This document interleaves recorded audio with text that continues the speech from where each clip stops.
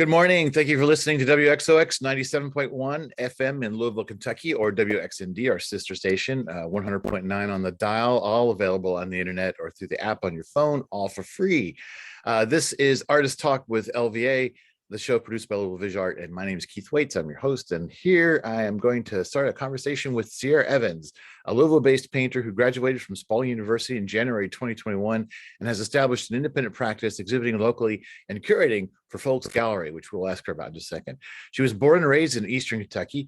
Her body of work depicts scenes directly from her early life in the foothills of the Appalachian region. Her work uses humor to sift through the discourse around the stigmas and stereotypes surrounding the holler. Cierra uses personal stories to highlight the love and forgiveness that the region deserves. Currently, her work is on display at Moremen Gallery as a part of an exhibit called New Year, New Artists, New Work. It just opened January 21st, and it's up for a month there at Moremen Gallery down on Market Street. And before I forget it, her website, if you want to check her out, is CierraEvans.com. I'm going to spell that because it's not Cierra the way you imagine it, probably. It's CEIRRA Evans.com.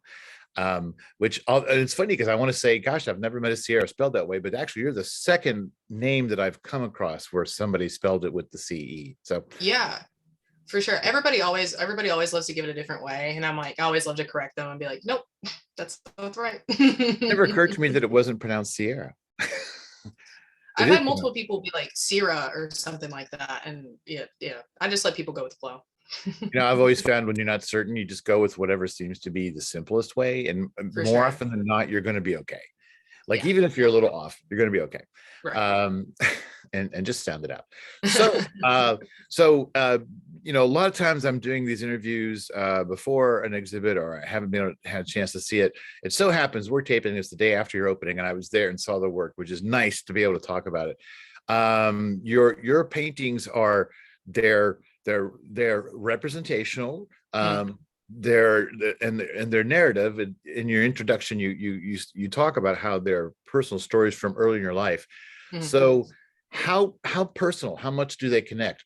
Do we see, are those like real people? Do you have names and stuff for the people you're depicting in those paintings? Are they friends and family? And talk a little bit about the stories of those people.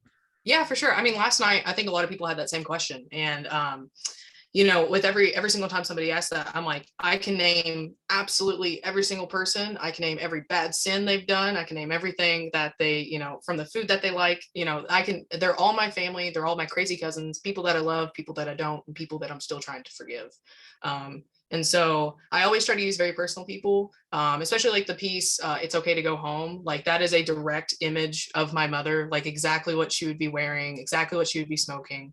And so I always like to use those personal stories just because, to me, it's a lot easier to depict because with my artwork, I always try to, try to be as vulnerable as possible. And, to me, as a viewer, I feel like people can look into that and even find their place within Appalachia and connect with that in a different way whenever, at least me as an artist, open up to them and show them, exactly what my family is and those early scenes of my life.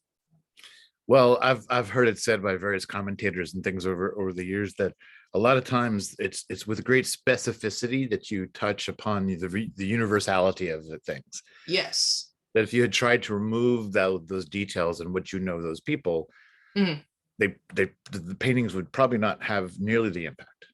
Yeah, for sure. And I feel like with some of those pieces are about, relatively, I think, general ideas, like, especially like no politics at the table. That's not necessarily like a specific place and time that's happened in my life. I really wanted to create that. I finished that painting around Thanksgiving because I wanted it to be, touch upon those ideas of like, I know everybody's going back home. I know everybody's going to have those odd conversations about, politics, about, social justice, and about climate change, about all those, those heavy hitters. And so that's like, to me, those are specific people. Like, my mother's in the forefront of that painting. But I, in the general sense of that painting, I wanted people to kind of connect to it in a way that, touches upon those sort of very sensitive topics about, being with family during this time, and especially during the pandemic. But then there's other paintings like, which one is it called? Bless His Heart. which talks very specifically about like a very specific time in my life here in the past couple months about me seeing a family member actually die and having to be with that person and having to talk about death with my family in a very real and heartbreaking way. And so like there's some paintings that I try to keep a little bit more palatable in general for people to kind of connect with, but certain subjects I can't not be very specific. And it seems like people still, people still connect with them, which is wonderful.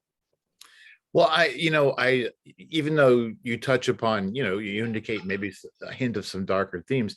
I found that almost none of the images were missing humor and Sure. and that sort of layered humanity, that and not you were never making fun of the characters, but you were seeing the sort of levity or sort of whimsy or what, I'm not sure what the best word is, but Mhm. even in something like the one you just mentioned about the holiday dinner table, which is something Americans have grappled with for generations, but For seems sure. to be an even tougher thing in the last few years, Mhm. because of all this divisiveness, even though Mhm. that touches upon a situation that's fraught with stress and tension. Right. It also had warmth and humor in it.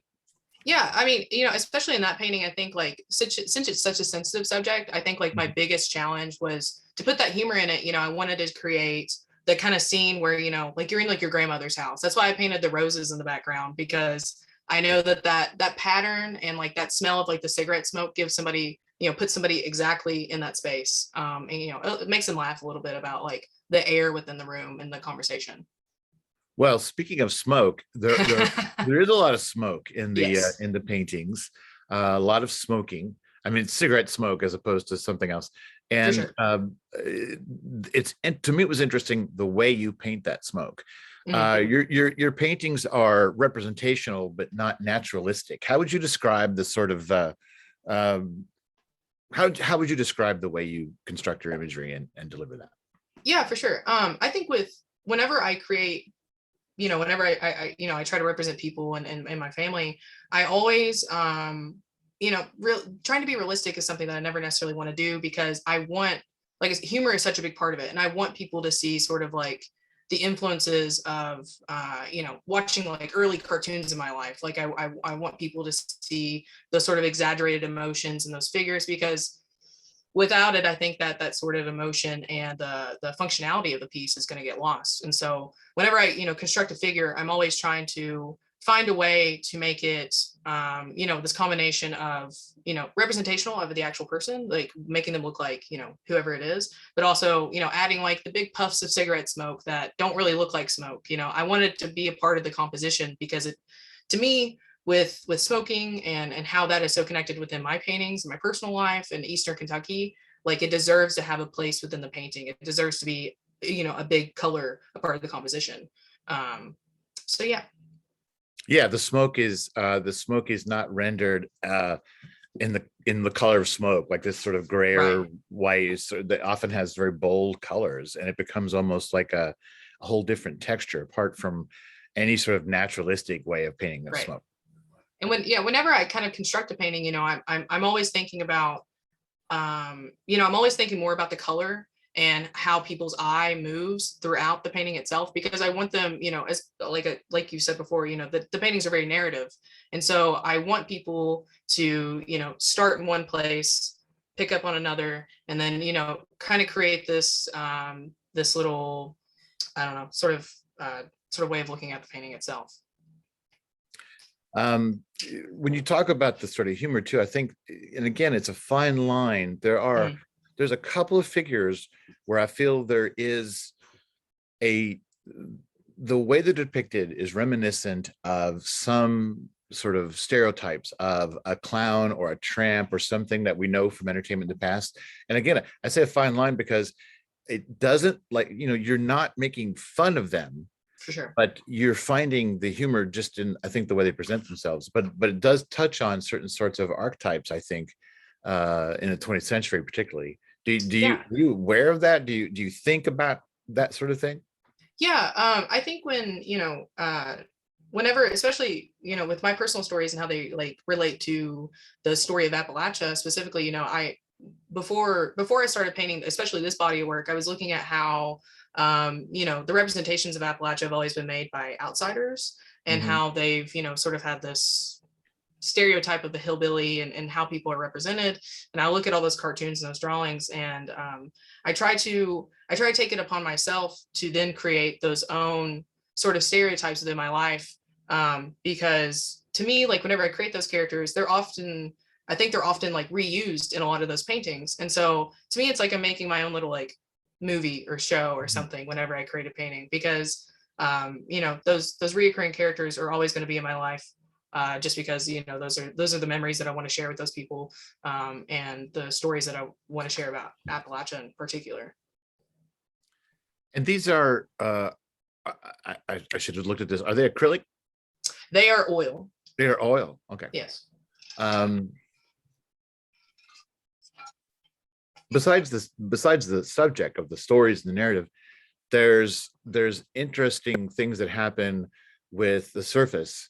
We were talking before we started the recording about looking at things digitally versus in person. Sure. And I mentioned it digitally. I find myself more sort of fascinated by the characters and the situation, or the physical circumstance, and then looking at the paintings themselves gave me an opportunity to sort of respond to the surface, the application, the texture, and all those kinds of things.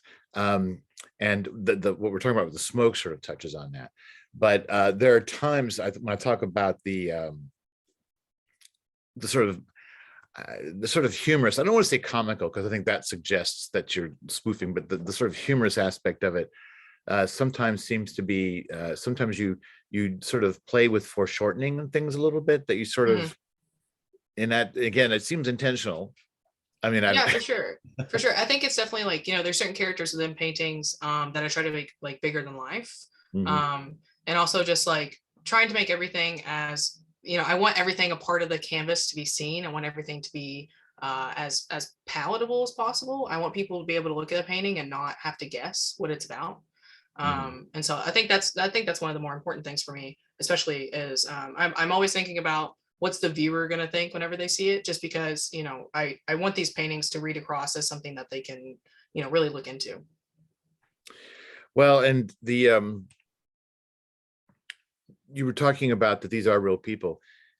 How do these people respond to their presence in your work? Or do they have to object? Are they flattered? Or what's the response been?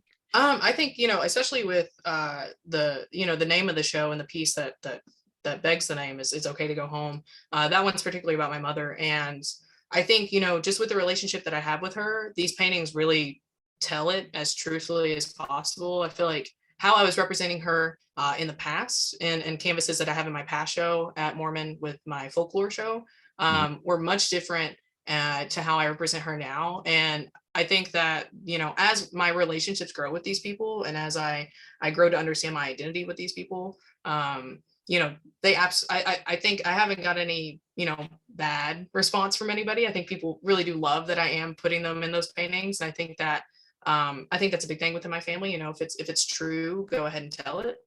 And so, you know, I try my best to give them the love that they deserve within the canvas, but also I think that they know that me being, the humorous person that I am, and trying to put humor in it, I think that we all can kind of laugh a little bit if I do exaggerate anything. So Well, there's also the aspect, and again, you talk about in your statement that, you know, this becomes a commentary on an area of our state, an area of our country. But in Kentucky, I think that there's a lot of stereotype and assumption about how people, what people are like in rural areas.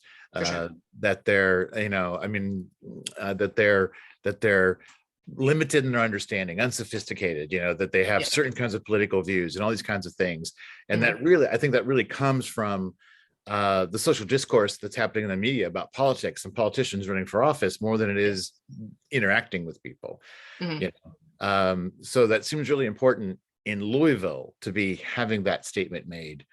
Because I've been in Eastern Kentucky, but it's been a long time, and Right. those of us in Louisville and Lexington and the northern part of the state, we probably don't go out into the state enough and really kind of like check out our home state. For sure. So do you ever No, do your subjects ever think about how they're viewed by an audience somewhere else? for sure. I mean, I think definitely that's like a big part of my work is that, once I left Eastern Kentucky to come to college, I think that there was a lot of things that I was trying to erase about my identity of being, from Eastern Kentucky, being Appalachian, being a hillbilly.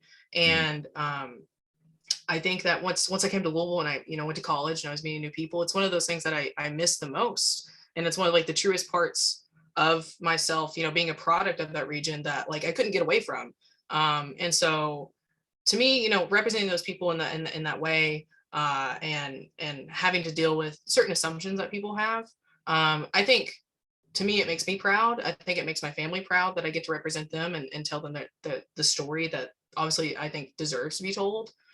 Because I think that coming from that region, I don't think people really understand that there's a lot of sacrifice that comes with being a product of that region. And I think that there's a lot of, I guess the best way to say it, like I said, I guess the best way to say it is probably sacrifice, because I think people don't think that those individuals are smart. They don't think, like you said, they don't think that they're sophisticated. I think that is a very, very common assumption. And I think that's just because people don't actually get to see or talk to the people within that region. I think people only gain their assumptions by, media and publicity and visuals from people that are outsiders of the region. Well, and I think in Louisville, it's just like people tend to think, well, that's why we have the senators we have, because of Right. the other parts of the state. But even when I say sophistication, it immediately occurs to me, and I always doing this show, I always start to really second guess different kinds of words and classifications. Yeah. When I say sophistication, well, what does that mean? Mm. Can you be an intellectual and live in the holler? Right. It's not like books can't get to you. It's not like the internet can't bring you a lot of resources. I mean, it seems like logically we might make the assumption that you don't have to be in metropolitan areas and attending universities For to sure. have access to knowledge and understanding. For And sure. so that the average person who maybe never leaves the holler has the opportunity to be much more educated and have a much more complex understanding of the world than Yeah. maybe they did 50 years ago. And I think that like, with that, I think that's like such a big pressure that they put on, especially young people from the region that, you're a young kid in Appalachia in the mountains, you're always told to leave the region. Yeah. And I think that's such a big pressure is to, not represent the region badly, to kind of gain this idea of what's the word, metronormativity. And I think that's like especially big with, young queer individuals from Appalachia, me being one of them. I think that's such a big pressure to be put on, is to erase all of your identity that obviously, apparently people assume makes you stupid and lazy and not smart.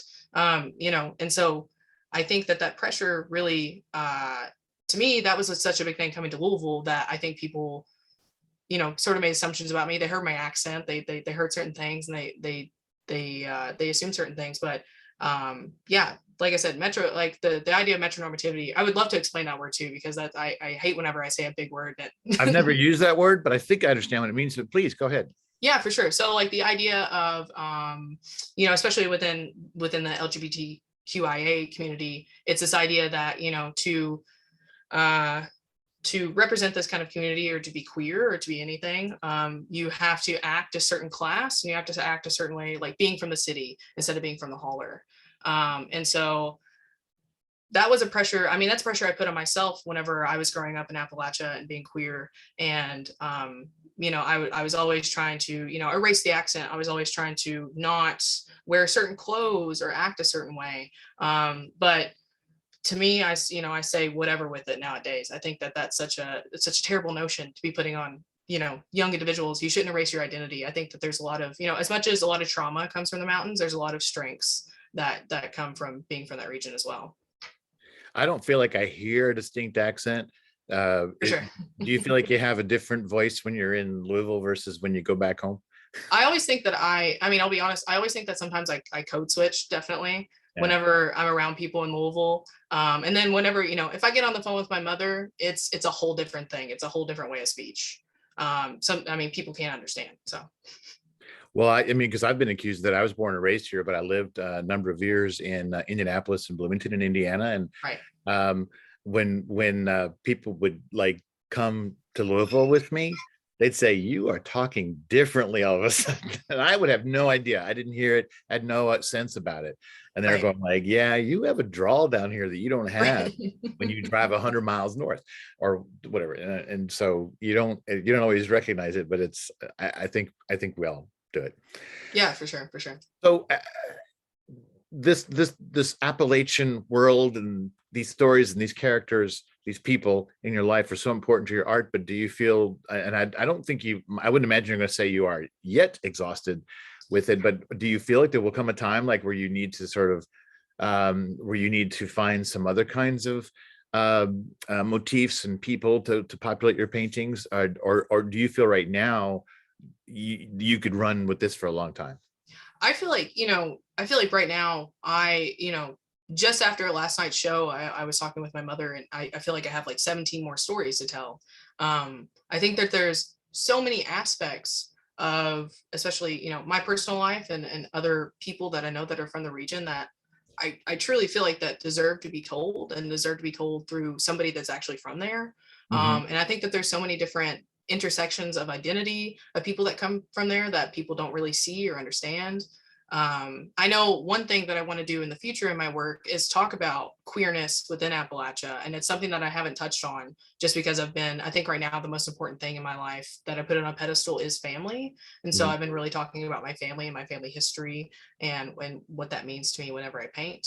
But I think in the future, I really do want to talk about this idea of how to love somebody, and how Appalachia teaches you how to love somebody. And especially whenever that's maybe in a relationship that's not normal, or people don't accept, or and how that works within, especially whenever we think of, Eastern Kentucky and in that area, we think of like the church and how that's like plays such a big role within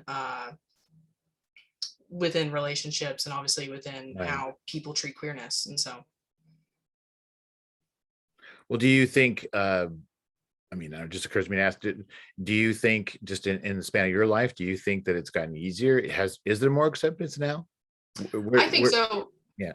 Yeah, no, definitely. I think, for me, and I can say this, I feel like I was very blessed with the family that I was given, that, whenever growing up queer in Appalachia, my family absolutely did not find any problem with it. They didn't, there was never a time where I felt shame about, what I was doing. And I think that's genuinely, I think I was just blessed to be able to have that family, because there are a lot of people that are in a different circumstance than I was. And so, I still think that, obviously I still think, there's still obviously plenty of stories about people within the region that are not accepting and not as loving. But I do think there's that also those stories outside of that region too. I mean, those stories are here in Louisville. Yeah, for sure. 100%. I mean, it's everywhere. And I think that people are coming to understand and learning to love. But I also think that, like, I do think that it does take time. And I do think that more and more as people, write about it and represent it, I think people, obviously can't hide from it. So that's why I necessarily want to kind of project my art in that way that, I know there's so many still young kids that are from, especially my county and from my region that deserve to feel comfortable in the shoes that they were born in. So. Have you shown down around where you're from? I've shown at the Appalachian Artisan Center in Hyman, Kentucky, I think in early 2019. Okay. I showed some smaller works, or not smaller works, but early works. Okay. Well, listen, I think that's about all the time we have for this right now, but thank you, Cierra Evans, for talking to me. It's been a lot of fun. For sure. Thank you so much. This is one of the favorite parts of my job. Yeah, for sure. Cierra Evans, Louisville-based painter, originally from Appalachia, who is showing work currently. So if you thought what she said is interesting and you are at all intrigued, then you will see the work on the walls at Moremen Gallery continuing through the middle of February. I'm not Yes. exactly sure what the date is, but we're middle of February. The show just opened, so now's a good time to go. And I'll also just take a moment to say, with Omicron, everybody's so worried about things. I have found all throughout the pandemic that the one cultural experience that I think is actually the safest thing in general is to go to a gallery with like a friend. Maybe it's your partner and you live with them, so you guys are in a bubble. You go to a gallery, you masked, you see paintings on the wall. That's one of the actually safest things you can do. The risk is so low. It's Definitely. it's like sitting in a theater is another question, which I love to do, but Right. like, or a concert, but a gallery, and you're the looking at the work and having the relationship with the work is really still something that is very much like it was before the pandemic. For sure. So For sure. I always encourage it. So thank you so much, Cierra Evans. Awesome. Thank you so much.